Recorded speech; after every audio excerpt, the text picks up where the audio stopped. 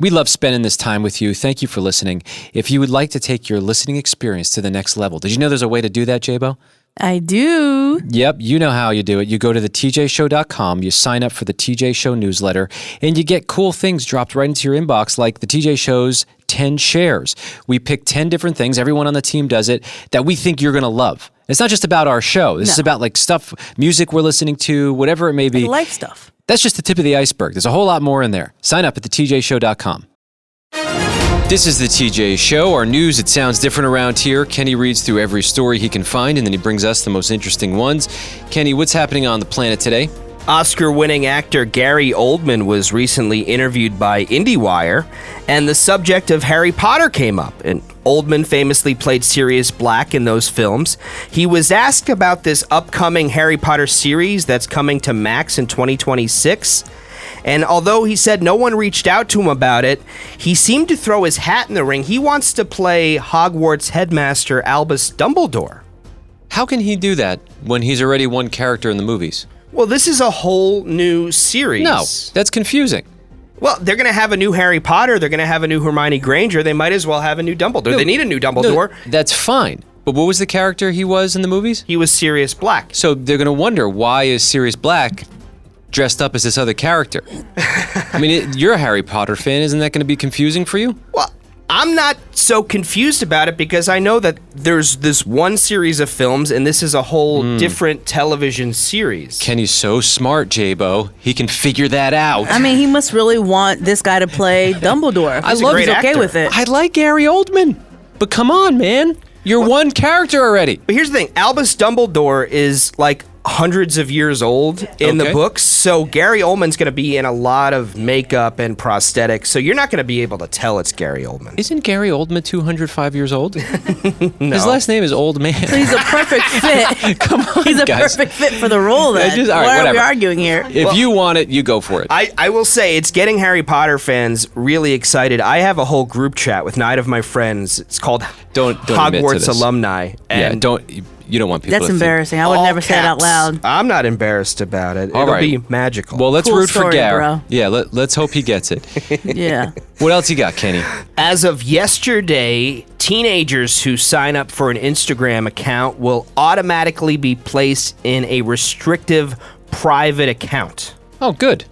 Yeah, they say if those who had Instagram accounts already, those accounts will be migrated over the next 60 days. And this goes for users in the US, the UK, Canada, and Australia. I do think that's great because you don't need strangers looking at teenagers' accounts. However, if you are an aunt, i.e. myself, or maybe a parent, and you don't want your teen to know that you're following them on Insta, then it's like, man, now you can't like snoop on them. That is a problem. You're right. Yeah. Didn't think of that. Yeah, I didn't think about that either. That's a good point. Now, Meta, the parent company for Instagram, does acknowledge that teenagers may lie about their age. Oh, it's that easy to break the rules? Yep.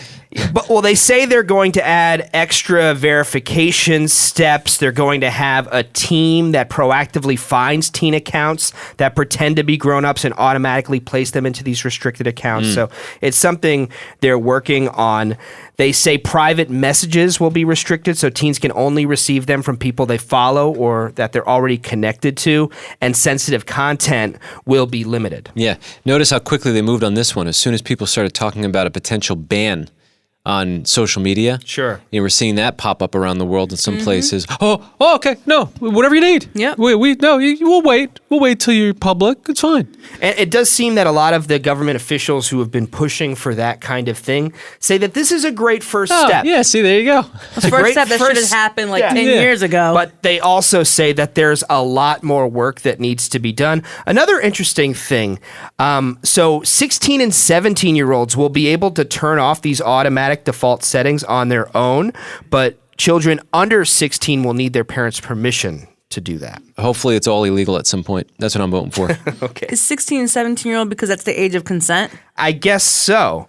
It's the lowest they can get away with. Yeah, that's not cool. Well, another thing that was brought up in this article is the fact that Instagram is likely going to see a decrease in revenue because of this. Poor little IG, what are they going to do? They're not What are they going to do with $18 billion. Only $18 billion. It's going to be so But hard it's for not them. $31 billion. It doesn't appear that they're complaining about this, but they did bring it up. Okay. They did bring We're it up. just teasing them. Yeah, we feel so bad. It's terrible. Kenny, what else do you have? Well, we talked about this the other day at a Jane's Addiction show in Boston. The frontman Perry Farrell tried to punch guitarist Dave Navarro on stage. This show abruptly ended that night after that altercation, and we're now learning that the band has decided to cancel the rest of its tour. Oh, wow. So I guess it was even worse than we thought. Yeah, and a major bummer for Jane's Addiction fans. This is the first tour they've been on in 14 years. Wow. So Might be the last one, too. It might. According to a statement posted on social media, the band said, due to a continuing pattern of behavior and the mental health difficulties of our singer Perry Farrell, we have come to the conclusion that we have no choice but to discontinue the current U.S. tour.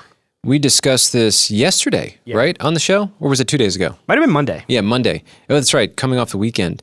And, it's like it's a workplace. At the end of the day, the stage is a workplace for them. And dealing with that drama is really tough sometimes. But I feel for them. But it's great that they're putting his mental health as like a priority, and he's taking care of himself, hopefully. So Yeah, it's not usually the story. Usually they just say, go on, come on, the show has to go on. Now, Perry did issue a statement of his own apologizing, saying this weekend has been incredibly difficult, and after having the time and space to reflect, it is only right that I apologize to my bandmates, especially Dave Navarro, fans, family, friends, for my actions during the show. He went on to say, unfortunately, my breaking point resulted in an inexcusable behavior, and I take full accountability for how I chose to handle the situation. Well, hopefully that changes, and at some point they're back on the road performing for their fans. They're a great band. I I'd hope love to so. see them. Kenny, what else do you have? Well, in other music news, Whitney Houston's epic concert from South Africa in 1994, right after President Nelson Mandela got elected, will be coming to movie theaters in the fall as a concert film. Oh, that's great. Ooh, I want to actually see that. I mean, as a kid, I was a huge Whitney Houston fan. My mom used to play her music in the house all the time when we were cleaning on the weekends. I remember begging her to watch The Bodyguard, which I had no business watching that movie. Right. But oh my gosh, I love her. I love me some Whitney. I love when they take these concerts, and it's almost like going into a time capsule and seeing something like firsthand that, I mean, I was too young to obviously, I wasn't aware of music like that at that time. Just my mom was just always playing it. Same thing with Aretha Franklin's concert, Amazing Grace. I mean, that was literally in a time capsule for years, and then just came out. I was like, whoa, are we back in this era right now? It's amazing. When does that come out, Kenny? That'll be October 23rd, and a concert album will follow on November 8th. Kenny, what else do you have? According to a recent survey, these 9 college majors lead to the most fulfilling careers. All right, let me hear them. First, music therapy. Oh, yeah. I can see that. According to alumni who graduated from this, 95% feel their work makes a positive difference. 2, cardiopulmonary science. Something to do with hearts? Yes. Okay, good. We need 3, those. radiation therapy. Okay. 4, alcohol and drug studies. 5, addiction counseling. All right. 6, cardiovascular technology. 7, Bachelor of Science in Nursing. 8, physical therapy.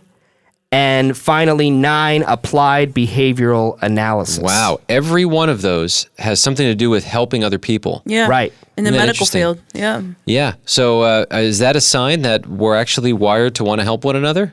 That's possible, That's yeah. some good news. Yeah, and in all of these categories, at least 89% of alumni in these fields felt that their work made a positive difference. And also, a couple of these jobs, you can earn over $100,000 a year. Radiation therapists have a mid-career median pay of $109,500.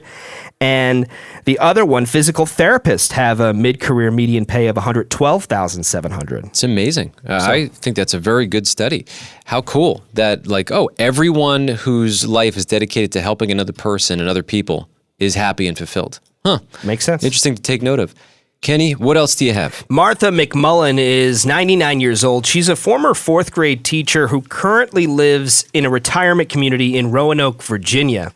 She plays bingo every Wednesday, and she's pretty good. She says she averages about $1.50 to $2 a week. How about that? bingo winnings. Okay. And for the last year, she's been saving her winnings in a piggy bank with plans to make a difference in her community. She wanted to use her winnings to buy school supplies for the local elementary school. That's super sweet. That is so sweet. Yeah, Always a teacher, huh? She said she knew that there were probably children who didn't have something they needed. Other residents in the community joined in her effort. They collected around $500.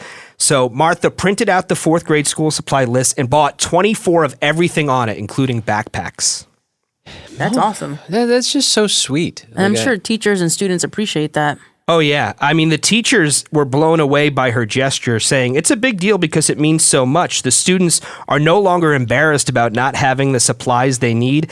It alleviates a lot of stress and anxiety related to having insufficient supplies. It allows us to provide them without hesitation. Isn't there any way they can rearrange the budgets to get like the pencils and the things they need? I don't know. Is that too easy of a solution? I don't know. I don't know, but Martha had a cute quote in this news story. She said, now they have a whole list of things that they want the child to have, like glue sticks, scissors, crayons, pencils, and earbuds. She says, I understand now they have a lot of technology, tablets, and computers, and they use earbuds with those, but I didn't even know what earbuds were. If they're giving these kids tablets, shouldn't they provide the earbuds? Camera guy Josh, do you know you were in the school system for like 5 years? Sure, and sometimes earbuds are supplied, but other times the problem with that is they've got to be specific to the child, because once it goes in an ear, we can't give it to another kid, and so the school doesn't like buying like 1 million pairs of them a year, whereas if they buy them, they're hoping that they'll keep a hold of them and keep accountability, Just which sanitize doesn't it. happen. What are they doing in their earbuds in class? Well, we have a lot of tests now that are on the computers. Oh, and that's then annoying. also for students who need a little extra help with reading, for a math test, I'm not assessing their reading skills, so the test can be read to them by the computer. Are you kidding me? Okay. Can they just get back the old paper, pens? You know, no wonder why they ran out of money for school supplies. They got these $10,000 iPads they're all using. I mean, we just And they figured never it out. updated the budget. They Right. updated the tech, but not the budget. Yeah, I mean, pencils were a whole lot cheaper. Never heard about problems with pencils back then. Nope, yep, and there's plenty of problems with these computers, let me tell you. Yeah, you need like a tech team and Oh, everything. yeah. Put it on Yeah. an old test. Use a Xerox machine. Print it 100 times. Done. Do they still make Xerox machines? I hope so. They do. Yep, they're there. They're dusty, good- but they're in the teacher's lounge Put still. them to good use then. Kenny, what else do you have? Well, you know, we talk a lot about Costco on this show. Can't and get enough of it. the idea behind is to buy things in bulk to save money, but too often shoppers say they go into Costco looking for something specific. They wind up leaving with a cart full of stuff they never intended to buy. Remember my mom warned me about this? Yeah. She was like, oh, you got to be careful, because I just got back in the Costco game. She's like, you're going to buy things. You're not going to be able to control yourself. Yeah. And she was serious. It's the same thing as Target, that impulse buying, except for Costco, it's all bulk. There was a recent social media post from Morning Brew and Maxonomics. They estimated that from the moment you enter a Costco, you are set to spend about $1.75 per minute. Did they tell you anything about almost passing out from excitement? Because I deal with that. No, but they go on, they say the average person spends 37 minutes in Costco, which would equate to $64.75. Oh, okay. But in the comment sections, you have people going, 37 minutes? I spend 37 minutes in each aisle. I Yeah, know. seriously. Can't get enough. Because it's packed. Kenny, what else do you have? There was a New York City pizza run that took place over the weekend at Brooklyn's Fort Greene Park on Sunday. This is the 14th annual New York City pizza run, but I didn't know this was going on. It's 3 laps around the park, but to cross the finish line, runners had to eat 2 slices of pizza first. There were That's 2 funny. pizza checkpoints where runners had to stop, gobble down a slice of pizza, and then proceed with the race. This is wonderful. Why aren't they doing this in the Boston Marathon and the New York City Marathon? Like, the world's most famous marathon should have a pizza break. I wonder if people like cramp up though. You know what I mean? I know, but that's part You of have the... to you eat gotta- those 2 slices of pizza and then keep running. It doesn't feel good. That's a next level athlete. Yeah. If you can do that, then you're really good.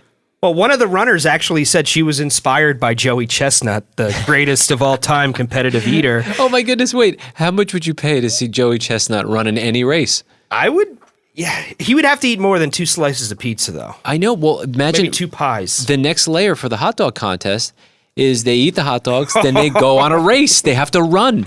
I don't want to watch that. That's a horrible ending. No, come on, it's For next level. The runner, the person people who are watching, people who clean up after the race. Just when I thought it was getting a little boring to watch these eating contests, this is inspiration here.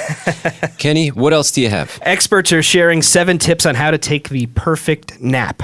Ooh, Please help a girl tell me out. what that is. I tried to take a nap in my car yesterday. How'd that go? I was on the way to an appointment and I was early and I was like, what do I do with this time? I don't want to be on my phone. Let me see if I could pass out and be the weird guy in his car who just fell asleep. Couldn't do it. Couldn't fall asleep. Well, the first tip, they say don't nap too late in the day. Now, it does depend on your bedtime, but if you go to sleep by 11 p.m., for instance, you shouldn't nap later than 3 p.m. Okay. They say set the scene for sleep. Create a sleep-friendly environment by making it dark, quiet, and cool. They say don't force it. Rest is still beneficial. So if you're trying to go to sleep but can't, just relax, and that is good for you. Don't force it. Okay, go ahead. TJ, I guess you're doing the right thing. Keep naps short and sweet. They say to avoid post-nap grogginess, keep naps under 30 minutes. Short and I want at least 2 hours. Be consistent. If you only take occasional naps when you're feeling especially sluggish, this doesn't apply to you. But if you do take daily naps, try to do it around the same time every day. Okay, every. Wake back up with a post-nap routine. Experts recommend using an alarm, making the room bright again, and getting some movement, some stretching right after the nap. I got a much shorter list. I'm going to rip this one up. If you're exhausted, just go close your eyes anywhere. You're going to fall Yes, asleep. you You're going are. to pass out. Well, one thing, J-Bo, about that That's it. 2-hour nap, they say you really should focus on getting a good night's sleep. And if you're excessively tired on a regular basis, you may have insomnia or some other condition. I'm sure I do. So if you're getting a bad night's sleep and taking a nap for an hour, 2 hours just to make up for that, that's not good. You may be doing more harm than good, they say. I don't care what they say. Who's they? Who's Right. they? Well, They I'm don't with you, run me. J-Bo. I do the same thing. My dad is a contractor. He gets home. I go, how was the day? I'm exhausted, T. Exhausted. About 8 seconds later, he's passed out on the couch. It just works. He didn't read any lists, didn't take any Yeah, notes. he just took a nap. Doesn't need science experiments. Just doing close your okay. eyes. Kenny, what else do you have? An interesting story from ABC News Australia. A psychologist is bringing up an interesting point. So even with things that are generally good for you, continually adding more of them to your to-do list sometimes may be working against you, grinding you down and causing you to burn out. So this psychologist sometimes prescribes a to-don't list. Ooh, what's a to-don't list? Because I have a long to-do list. Yeah, so this psychologist went on to say that sitting down and writing out a to-do list can generally lead to valuable neurological orientation, but the same principle works in reverse. Taking time to write out the overburdening and absolutely non-essential activities has the same benefit. Did they just make that up? This is what this psychologist is saying. You're telling me if we write down what we're not going to do today, No, that's helpful? Yeah, like as a reminder. So here are some examples. Okay, hold on, let me write this down. Do not listening. insult J-Bo. You never do. No? Okay. I know, it's on my do not list. Not like that. One example is one patient said not to schedule meetings between 8 a.m. and 11 a.m. Or put casual clothes on a non-wrinkle tumble-dry cycle rather than ironing them. So on the to-do list, that would be just do your laundry. Yeah, but like, Well, depending on who you are, right? Because I don't iron my stuff, so that I wouldn't put that on my not to-do list. Like, just put it on tumble, don't iron. This is about getting this? so confusing, J-Bo. Yeah, it is. I'm lost. how about this one? Don't wash dishes or clothes every day of the week, but every other day. So a reminder that you don't have to do it every day. So it alleviates some of that stress. If you want to do that, go for it. I just tell myself, I'm not doing this just today. There's always tomorrow. Yeah. I don't have to make a list about it, but hey, if it helps. Yes, producer Heather. My to-do list has become my to-don't list because I don't ever get to any of the stuff on it. I guess that works too. You're ahead of the curve there, Heather. Thanks for keeping us somewhat informed, Kenny. That's what's happening.